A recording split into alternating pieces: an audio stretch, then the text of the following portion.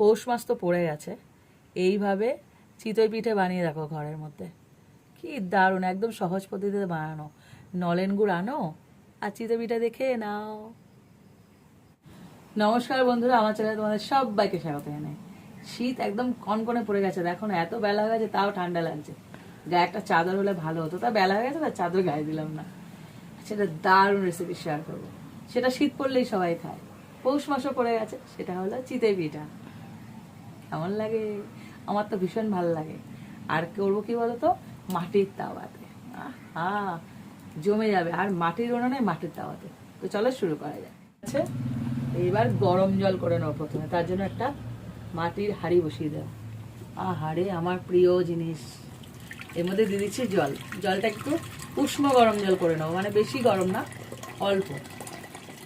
দেখো জলটা গরম হয়ে গেছে, এবার এটাকে নামিয়ে নেব। দেখো আমি একটা পাত্র নিয়ে নিয়েছি, আর এই হলো চালের গুঁড়ো। এটা হলো কেনা চালের গুঁড়ো, তোমরা চাইলে বাড়িতেও মিক্সিতে গুঁড়ো করে নিতে পারো। এটা আতপ চালের গুঁড়ো আছে। আমি একটা মেজারমেন্ট কাপ নিয়েছি, এই কাপের আমি 2 কাপ পরিমাণে চালের গুঁড়ো নেব।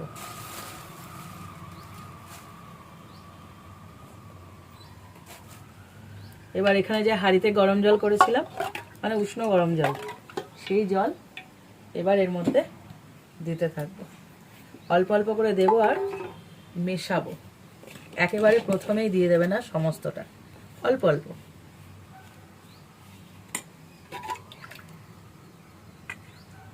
অল্প অল্প করে মেশাতে কেন বলেছি, এরকম একটা কাদা কাদা ভাব আসবে, তখনই জল দেওয়াটা স্টপ করে দেবে। বুঝতে পারবে একসাথে বেশি দিলে প্রথমেই পাতলা হয়ে যাবে। প্রথমে পাতলা দরকার নেই। এই অবস্থায় এবার এটাকে ভালো করে হাত দিয়ে চটকাতে হবে। এই কাজটার জন্যই বলছিলাম।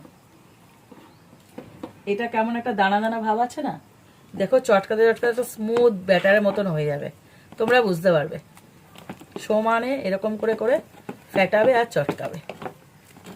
এই কাজটা করতে হবে, না হলে পিঠে ফুলবে না। হাত দিয়ে মাখতে মাখতে কতটা স্মুথ হয়ে গেছে। এইবার এটাকে একটা মিক্সিং জারের মধ্যে দেব। ওইটাকে আবার পেস্ট করতে হবে? আগে হ্যাঁ, এমনি এমনি অত সুন্দর হয়? খাটনির কাজ। দেখেছো কত ফাঁকিবাজ ও, ফাঁকিবাজি কাজ বলে। এটা নাকি খাটনির কাজ। এবার এটাকে ব্লেন্ড করে নেবো আরেকবার। এই দেখো পেস্ট করে এনেছি। এবার এটাকে ঢেলে দেবো। এইবার মাখনের মতো হয়েছে। হ্যাঁ, পিঠে দেখলাম সবার দুর্বলতা, শুধু এই জিনিসটার প্রতি দুর্বলতাটা আমার নেই। হ্যাঁ, খুব ভালো। এবার এর মধ্যে একটু ধুয়ে গরম জলটা দেব, এর গায়ে লেগে আছে।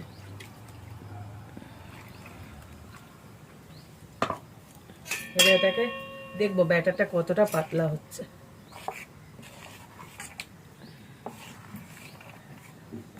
খুব বেশি ঘন হবে না আর খুব বেশি পাতলাও হবে না। এইবারে ব্যাটারটা রেডি হয়ে গেছে, এর থেকে বেশি পাতলা করার দরকার নেই। এবার এর মধ্যে দিয়ে দেবো লবণ স্বাদ অনুযায়ী। এবার এটাকে, এই যে ব্যাটারটা রেডি করাটাই মেন। তারপর আর কি, তৈরি করো আর পেটে পুরে দাও। আমার মাকে দেখতাম, আমার মামা বাড়ি খুব গ্রাম সাইডে। এখন নেই গ্রাম, আগে ছিল। তো এই পিঠে বানিয়ে প্রথমে দেখতাম একটা উনুনে দিত, একটা ওই গোয়াল ঘরে গরুকে দিত, আর একটা কোথায় বেশ রেখে আসতো। 3 জায়গায় দিয়ে তারপরে সবাইকে দেবে। সবার আগে উনুন দেবতা একটা খাবে, মানে অগ্নি দেবতা আর কি, উনুন দেবতা বলছি। উনুনে দিত। আর একটা গোয়াল ঘরে গাভী মাতা খাবে, আর একটা ঢেকি মনে হয়, যেখানে ধান ভানা হতো আর কি, মানে চাল কুটতো। সে অনেক গ্রামাঞ্চলের কথা বলছি, আজকের কথা বলছি না। তারপরে আমাদেরকে সবাইকে দিত। আর আশেপাশে আর বানাতো কাকিমা জেঠিমা সবাই মিলে বসতো এরকম এরিয়া নিয়ে, আর ঢেকিতে ধান ভানতো আর এত বানাতো। বাবা, বলে না ফাঁকিবাজ, এইটুকুনি দেখে কয়টুকানি গুলেছি, 2 কাপ 2 কাপ এত। আর এরকম উঁচু হয়ে যেত, সারা পাড়া বিলোবে তো, সবাই দেবে এরাও দেবে। কত ভালো লাগে বলো। আগেকার দিন তো পুরো মুছেই গেছে। আমার ভীষণ ভালো লাগে, গ্রামাঞ্চল এখনো খুব ভালো লাগে। তো ব্যাটার রেডি হয়ে গেছে, আমার গল্প অনেক হয়ে গেছে। এইবার বসিয়ে দেবো তাওয়া। এবার একটা মাটির তাওয়া নিয়েছি, তোমরা পারলে এরকম একটা মাটির তাওয়াতে বানিও, তাহলে খুব ভালো হবে পিঠাটা। গ্রাম, মাটি, মুরগি আমার খুব ভালো লাগে। আমার মুরগিটা ভালো লাগে। ওই দেখো, এবার তাওয়াটাকে গরম করে নেবো, তারপরে দেবো ব্যাটারটা। তাওয়াটা গরম করে নিচ্ছি। প্রথম পিঠাটা কেমন হবে জানি না, প্রথম পিঠা এরকমই হয়, দ্বিতীয় পিঠা থেকে শুরু হবে সুন্দরভাবে তৈরি হওয়া।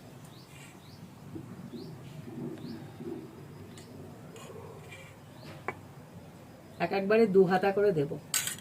এটা দেওয়ার পরে উপর থেকে একটা ঢাকনা দিয়ে দেবো, তাহলে পিঠাটা ফুলতে সহযোগিতা করবে। দেখি কত দূর হয়েছে। ওই তো প্রথমটা এরকমই হয়, ফুটো ফুটো হয়েছে বেশ। ফুটো ফুটো না, প্রথমটা একটু গন্ডগোল পাকায়, তারপরে এগুলো ভালো হয়। ও এরকম ব্যাপার, কিন্তু দেখতে তো ভালোই হয়েছে। তুই কিছু বুঝিস না, ঠিক আছে। এ কিছু বোঝে না, জানো তো, শুধু বক বক করে। এই দেখো, এই গরমে দেখাচ্ছি, দেখো কি তুল তুল করছে।